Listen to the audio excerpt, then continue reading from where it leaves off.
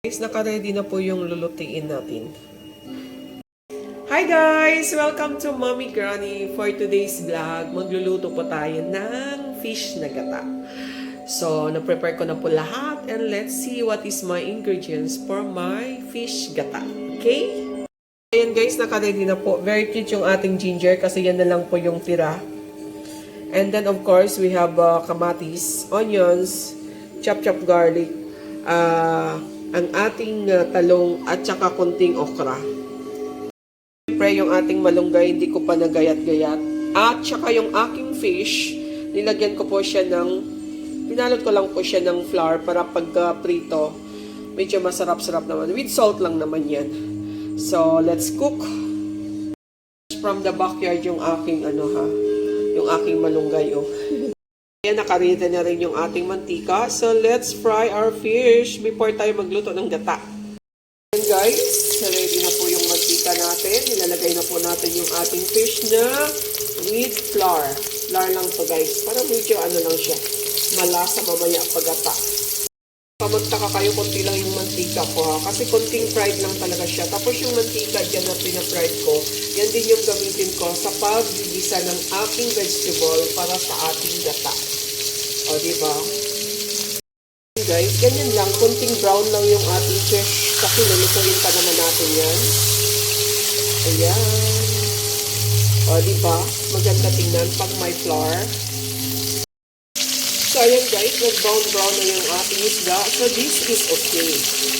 So, magsusutay na po tayo ng ating gulay. So, ayan guys, lalagay na natin yung ating garlic. Yan pa rin yung mantika guys na piniritohan natin ha. Garlic. Ayan. Siyempre, after ng ating garlic, ang ating onion.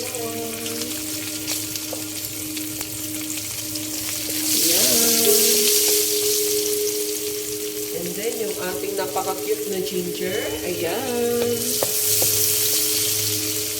Siyempre, yung ating kamatis. Ayan.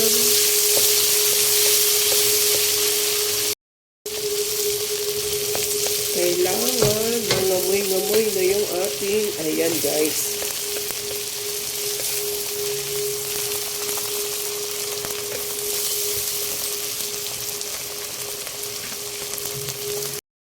Mag-add tayo ng tubig. Yung nilagyan natin ng tubig, yung may flour. Ayan. Para mag-sticky-sticky na po yan siya. Kasi sayang naman yung flour na pinirito natin. O, nakita nyo na. Nag-sticky-sticky na po siya. Ayan, o.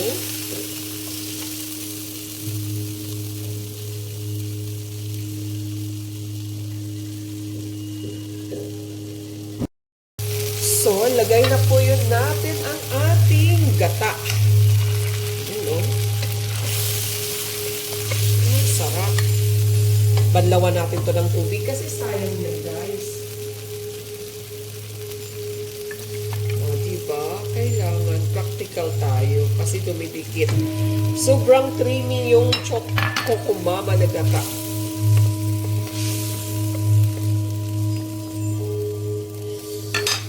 Ayan, mag-add tayo ng salt. Okay. Kunti lang yung salt kasi nalagyan na natin ang fish ng salt. And then, maglagay tayo ng powder na pepper. Ayan, guys.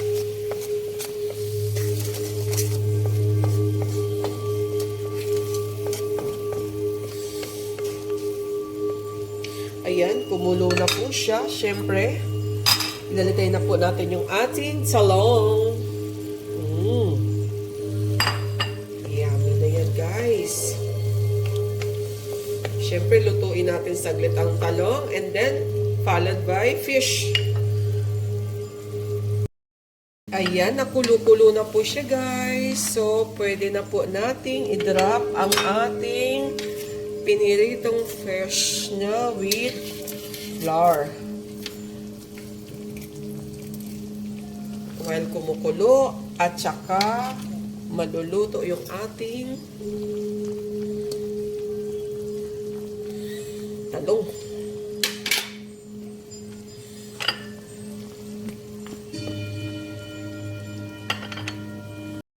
Ayan guys, sobrang kulo na. Lagay na natin yung ilang piraso nating okra.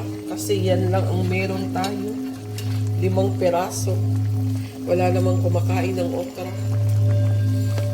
Yan. Guys, ang sarap niya. Tinikman ko na siya. Super, super sarap. Tapos, maya-maya konti yung ating gulay na. Gulay na malunggay, pang last portion.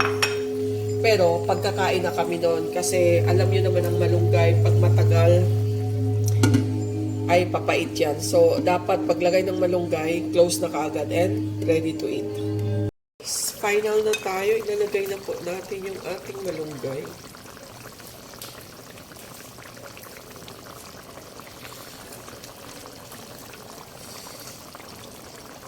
Love the until tama na to guys kasi masarap din yan ang malunggay pag haplam tsaka konti. Wow guys, yan okay, that's it. Finished product is done.